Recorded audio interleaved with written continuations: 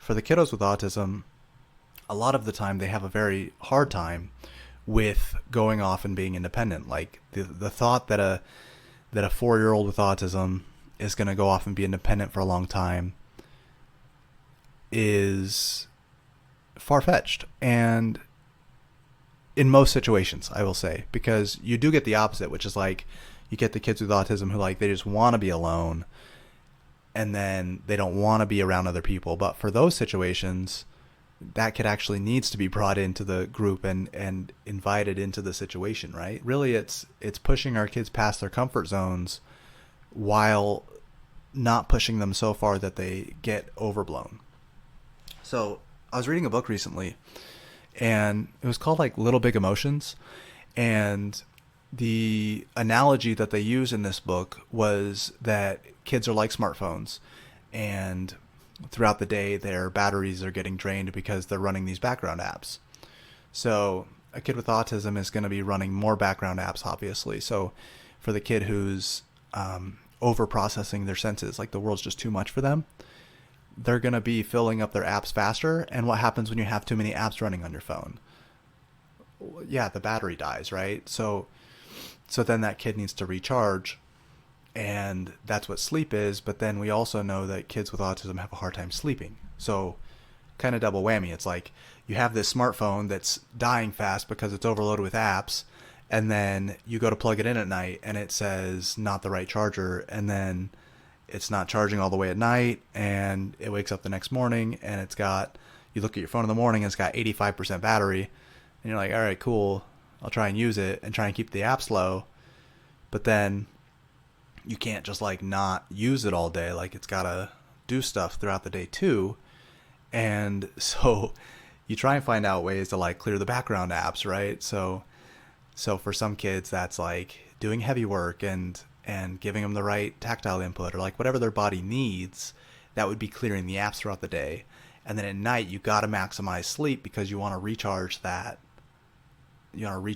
phone the best you can, right? So anyways, just a cool analogy. Go outside in the rain. Yeah, for the last 3 months I did a deep dive on sensory, and I tell you what, I'm sick of sensory by the end.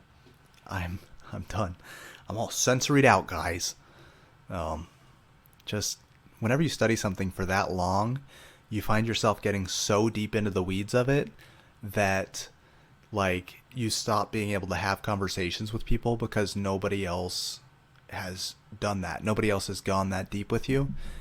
And so you're left on like this island where you're like, hey, you guys think about this? No? Okay. Oh, sensory's just, yeah, that's all sensory is. Okay. And I'm just on this little island by myself. So I'm so excited to announce that the sensory mastery course is done. I am done studying sensory. I have put in there everything that is beneficial. I left out 90% because it's 90% just, do you really need to know, right? But I'm really happy to say that if your kid has sensory issues and you need to better understand them, the sensory mastery course is now done, and it is posted live on the website, theautismlab.com. It is only part 1 of 3 of an emotional regulation umbrella, which I am working on still. And this is a project from my heart because my daughter, emotional regulation is like her biggest thing. And so the deep dive on sensory is now done. Moving on to co-regulation for chapter 2, and that one runs through Christmas. And I know that in 6 months' time I'm just going to be so sick of co-regulation, but it's okay. It is a lifelong journey of learning, and I thank you for joining me on it. Honest to God, sometimes I don't know how parents do it. The super sensory seeker kids. Luckily that was like, my daughter was probably, I'm guessing like my daughter was like 30% sensory seeker. And like that was, as a father, I'm trying to keep her safe, right? But some of these kids I work with, man, like I was evaluating a kid just last week, and he was jumping off the top, doing a turn in the air, and his face was landing towards the area that he jumped in. So he's doing like this cool trick, but he's only 4, and he's flying through the air, man. And I'm just so worried he's gonna like smack his face on that piece. But his mom was just so used to it. He's been this way since he was born, and he's their only child. Like, she was just so used to this level of seeking input that she didn't even blink, man. Like, she was sitting across the room. She's like, he hit his face one time, and she was like, "You're good, honey, you're good." Like, bro. So I just shout out to all you parents who are raising sensory seeker boys and girls. I salute you, because I am not sure that I would have handled it as well as you are. But good work, you know? Y'all are doing the most. Yeah, so I just wanted to make a what's that video gonna be? Video for the website. Right, so it's finally done. My sensory mastery course is finally done. This part's trash. Like, who am I without my mask, right? I'm over here trying to mask up just to...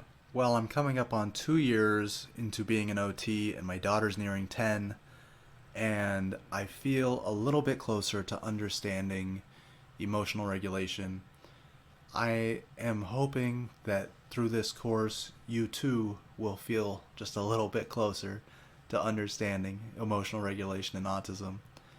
It isn't easy, but if it was easy, I wouldn't be charging for solutions. So I hope that the courses below find you some help. I hope that you are able to understand everything that I say, because I tried to keep it as simple as possible, but some of it was complex, and I had a hard time distilling it down. But that's why this course is only $100 and not $1,000. So when I had my first kid, I was only 21 years old. I was still drinking and partying and having a good time in the Air Force, and by the time she was about 4, we realized that something was really wrong, and it was time for me to grow up and give up drinking and give up video games and figure out what the heck to do about this kiddo. And we hadn't heard of autism before at the time, so we're like, what do we do? What's going on with her? Why is she crying all the time? Why does she seem not right? Was the only thing we could think of. And I'm proud to say 6 years later, she's doing quite good, and we have learned so much. We're no longer ignorant about autism and all of its lovely, how would you say, I don't know, treats that come with it. All the sides that come with the main dish of autism. We are familiar with all of them. And I am just making this series.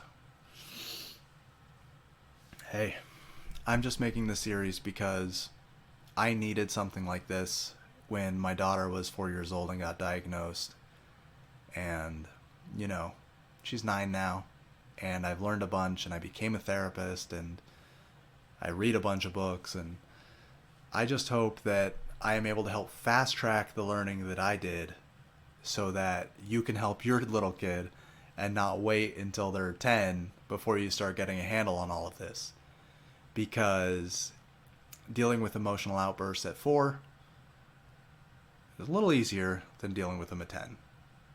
She's a lot stronger now, and if she were to get physical with us like she used to, then I'm not sure that we could stop her anymore, and especially as she gets older. So I have strategically broken down what is it that causes emotional imbalances in autism into 3 courses.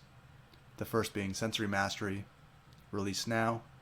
I hope you enjoy. Feel free to buy all 3 packages at once for a discount and commit to long-term helping your kiddo. I will have these videos done by the posted times, even if it means losing a little bit of sleep. Thank you.